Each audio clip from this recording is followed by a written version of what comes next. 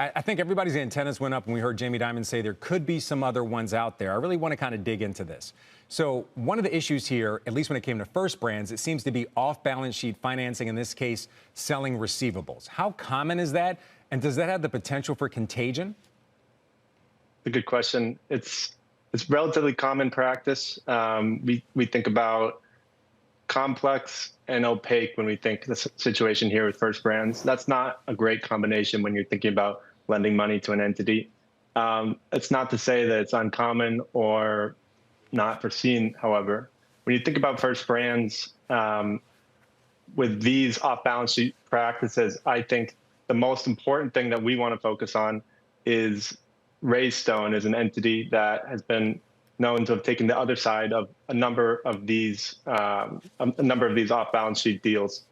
We want to see how much of those losses Raystone themselves is absorbing versus how much is going to be packaged and sent out to investors in different securitized assets. All right, so clearly different banks and different companies have different levels of exposure. We mentioned UBS and Jefferies.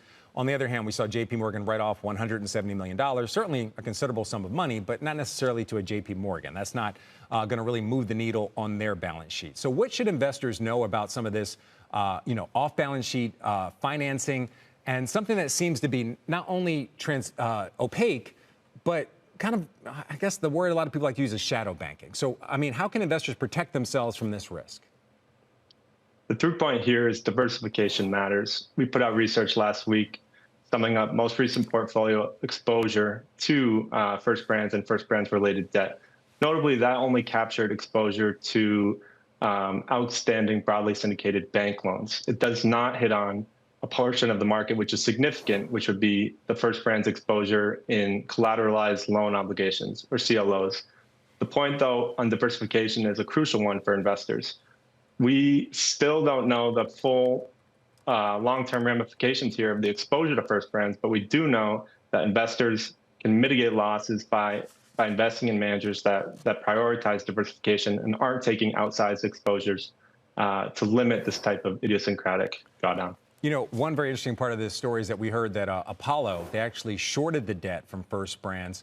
So Right. As an investor, how can you be aware that such a notable investor is actually betting against this company and its debt? And is there a way for investors to capitalize on that, especially with the idea of, coming from Jamie Dimon directly, that there could be more of these out there? It's a good question, Frank. And when you have one situation like this, the natural inclination, particularly for debt investors, is always going to be to try to figure out what's next and to look ahead to what's next. I don't have a speculative play for you there. I will say it has been reported that Apollo was short on the credit default swap. On the other side, but the through point really, I do think, is the diversification. And so while we don't know exactly how the exact extent of the ramifications for some of those funds that we did report having the outsized exposures, we're certainly going to be monitoring that, as well as the point on the CLOs I mentioned. All right. We do want to differentiate. This is off-balance sheet financing. It's not exactly private credit, but they're certainly related. Give us a sense. What's the state of private credit right now? What's going on in the credit markets related to that? Are we seeing a pullback there? Are we seeing companies just be a lot more cautious? And how do you see that impacting, again, what we're saying is a multi-trillion-dollar industry? I think we'll have to wait and see. We have seen a number of larger players in the private credit space come out and say, related to First Brands, related to Tricolor, that lending standards need to be tightened up. And so, not to harken on my point of CLOs, but when you have such a large portion of the broadly syndicated loan market into these pools of loans, and they're becoming so large in size, and you get to the point where there's questions on the actual lending standards here. And so that's going to be something that we're monitoring going forward.